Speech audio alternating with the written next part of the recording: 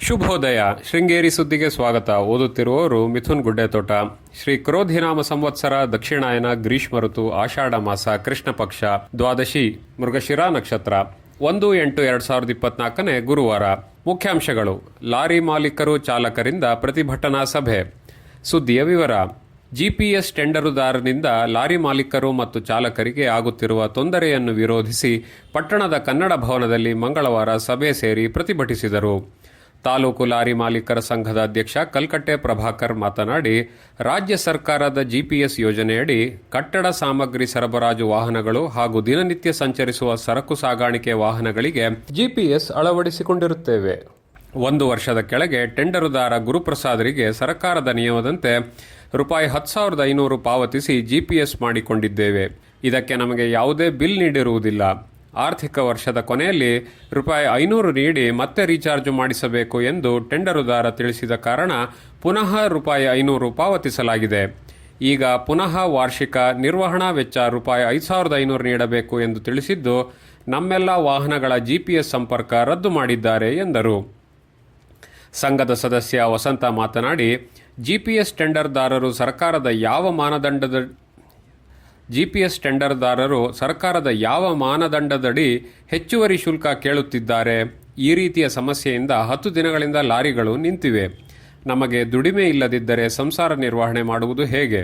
ಜಿಲ್ಲಾಧಿಕಾರಿಗಳು ಮತ್ತು ಜಿಲ್ಲಾ ಪೊಲೀಸ್ ವರಿಷ್ಠಾಧಿಕಾರಿಗಳ ಸಮ್ಮುಖದಲ್ಲಿ ಸಭೆ ನಡೆಸಿ ನಮಗೆ ನ್ಯಾಯ ನೀಡಿ ತಪ್ಪಿತಸ್ಥನಿಗೆ ಶಿಕ್ಷೆ ಆಗಬೇಕು ಎಂದರು. ಪ್ರತಿಭಟನೆಯಲ್ಲಿ ಸಂಘದ ಸದಸ್ಯರಾದ ಕೀರ್ತಿಕುಮಾರ್, ನವೀನ್ ಹೊಳೆಕೊಪ್ಪ, ಸಚೀಂದ್ರ, ವೆಂಕಟೇಶ್, ಕುಮಾರ್ ಆನೆಗುಂದ, ಶೃಂಗೇಶ್ ಮುಂತಾದವರು ಭಾಗವಹಿಸಿದ್ದರು.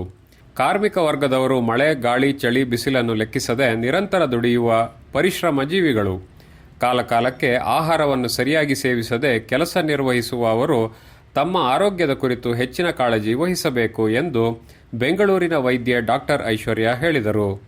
ಪಟ್ಟಣದ ಗೌರಿಶಂಕರ್ ಸಭಾಂಗಣದಲ್ಲಿ ಸೋಮವಾರ ಕಟ್ಟಡ ಮತ್ತು ಇತರ ನಿರ್ಮಾಣ ಕಾರ್ಮಿಕರ ಕಲ್ಯಾಣ ಮಂಡಳಿ ಮತ್ತು ಶಾರದಾಂಬಾ ಕಟ್ಟಡ ಮತ್ತು ಇತರ ನಿರ್ಮಾಣ ಕಾರ್ಮಿಕರ ಸಂಘದ ವತಿಯಿಂದ ಆರೋಗ್ಯ ತಪಾಸಣಾ ಶಿಬಿರ ಉದ್ಘಾಟಿಸಿ ಮಾತನಾಡಿದರು.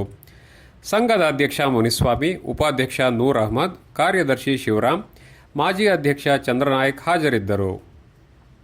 ಮಂಗಳವಾರ ಈ ವರ್ಷದ ದೊಡ್ಡ ಪ್ರವಾಹದ ನಂತರ ತುಂಗಾ ನದಿ ಬುಧವಾರ ಇಳಿಕೆ ಕಂಡಿದೆ. ಪ್ರವಾಹದಿಂದ ಮಂಗಳವಾರವಿಡೀ ಶೃಂಗೇರಿ ಕಾರ್ಕಳ ರಸ್ತೆ ಸಂಚಾರ ಕಡಿತಗೊಂಡಿದ್ದು, ಬುಧವಾರ ಸಹಜ ಸ್ಥಿತಿಗೆ ಬಂದಿದೆ. ಹಲವೆಡೆ ಭೂಕುಸಿತವಾಗಿದ್ದು, ಗ್ರಾಮೀಣ ಪ್ರದೇಶದಲ್ಲಿ ಮತ್ತಷ್ಟು ಕುಸಿತದ ವರದಿಯಾಗಿದೆ.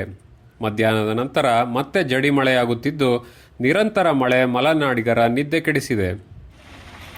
ಗ್ರಾಮೀಣ ಪ್ರದೇಶದ ವಿದ್ಯುತ್ ಸಂಪರ್ಕವನ್ನು ಹಂತ ಹಂತವಾಗಿ ನೀಡುತ್ತಿದ್ದು, ಮೆಸ್ಕಾಂ ಸಿಬ್ಬಂದಿಗಳು ತುಂಡಾಗಿರುವ ಕಂಬವನ್ನು ಬದಲಿಸಿ ವಿದ್ಯುತ್ ಸಂಪರ್ಕ ನೀಡುತ್ತಿದ್ದಾರೆ. ಸುದ್ದಿ ಸಂಪಾದಕ ಕೆಎಲ್ ಗೋಪಾಲಕೃಷ್ಣ, ಸಹಕಾರ ಕೆವಿ ರಮೇಶ್, ತಾಂತ್ರಿಕ ಸಹಕಾರ ಮಿಥುನ್ ಗುಡ್ಡೆತೋಟ ಮತ್ತು ಸೌಮ್ಯ ವಿಜಯಕುಮಾರ್.